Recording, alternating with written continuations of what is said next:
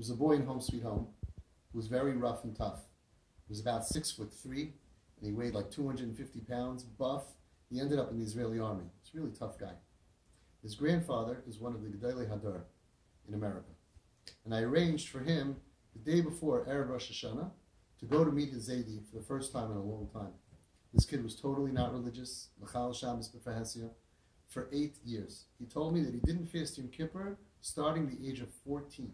He's now 22, 23, totally gone, and has been through Gehenna, a horrible, terrible life.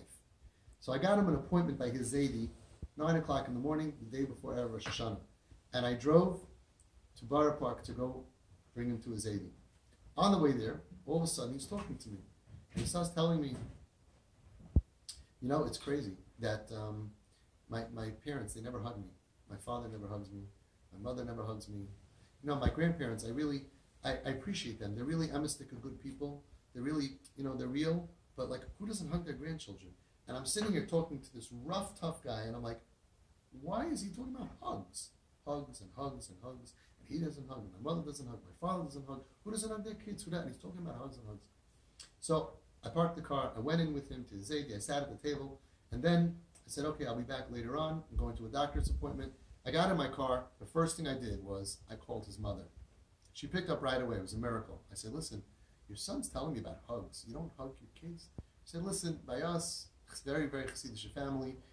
By us, the mothers don't hug the sons over 13. And actually, in our family, the minhag is that my husband also doesn't hug the boys over bar mitzvah. But my husband once did hug him, actually. He once, even in the airport, in public, he once hugged him. I said, but what about your shver?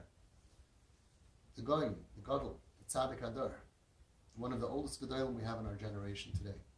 What about your shver? She says, why don't you ask him? So I was really uncomfortable. I didn't know what to do. After an hour, I went back in, and I got into the house, and I wanted to let the Zaidi know that I want to tell him something, but I didn't want it to be obvious to this kid, because then he'll know, you know. So the kid was, I came in behind him. He was like looking the other way, and I went like this to the gadol, you know. I have to tell you, see, I felt so bad.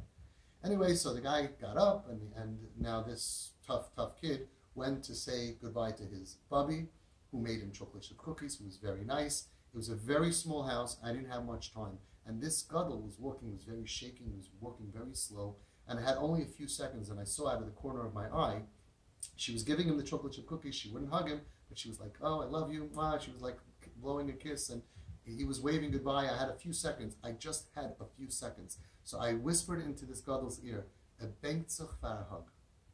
He's yearning for a hug. And mamish, on the spin of a dime, he all of a sudden just turned, and this boy was right behind him at that point. He didn't see me tell him anything, and he starts going like this. He's short and old, and he's reaching up, and this boy's like, what do you want from me? He reaches up, and he puts his arm around his neck, and he pulls him down, like he couldn't hug him, it was like a half thing. He gives a kiss. I made believe, I made believe I didn't see anything, and I went out, and I was spoiled. Because I don't know the cheshbon of the grandfather not to give his grandson a hug. But there was a cheshbon there, right? And look how he was able to change and abandon it. I got to give him a hug. He wants a hug. I'm going to go against my minhag. It takes a gadol to do that. It's not a simple thing. I get into the car, and this boy is sitting next to me. He's freaking out. And he's like, I can't believe it. And he's talking like this. I can't believe it. My Zaidi. I said, what? He gave me a hug. He gave me a kiss. I said to him, wow, I thought you said he doesn't do that. Yeah, I know, he never did it before. And he's talking, he's like going on and on. I can't believe it. I said, he gave me a hug, he gave me a kiss. And then it's just quiet. I leave Borough Park and I'm going back to Home Sweet Home, which was on P and 16th.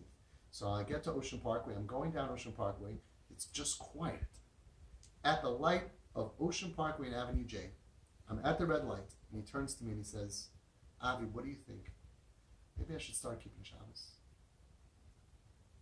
So I wasn't that trained. This is before TP. This is a long time ago. And I knew I can't say, woohoo, yes, I'm going to Gan Eden and he's going to keep Shabbos. No, I knew not to do that. I didn't know what to do.